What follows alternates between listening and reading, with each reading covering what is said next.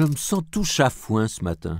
La phrase n'est peut-être pas si fréquente, mais enfin, elle est possible. Hein. Je me sens tout chafouin, c'est-à-dire que je me suis mal réveillé, que je ne suis pas d'excellente humeur, j'ai les yeux encore mi-clos, l'esprit embrumé.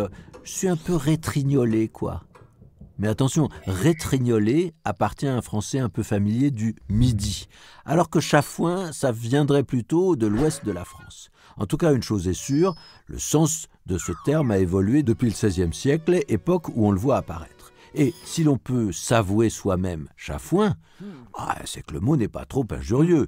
Mais il l'a été pendant longtemps. Une allure chafouine, d'abord ça a fait penser à un air sournois, hypocrite. Et au départ, il s'agissait d'un nom. Un chafouin, une chafouine. Aujourd'hui, non, c'est uniquement un adjectif. Alors, pourquoi celui qui est chafouin fait-il ainsi ses coups en douce, par derrière, alors qu'il se présente comme timide, comme faible, comme vaguement victime? Eh bien, c'est qu'il croise les attributs du chat d'un côté, de la fouine de l'autre. On a le félin, volontiers immobile, qui semble assoupi et rien ne laisse prévoir qu'il va se détendre et sauter sur sa proie. Et puis de l'autre côté, on a la fouine au museau pointu qui vient fureter, qui évoque l'indiscrétion de celui qui fouille dans les affaires des autres pour leur nuire.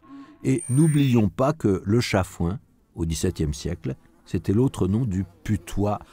Il en reste comme une odeur qui collerait à ces syllabes.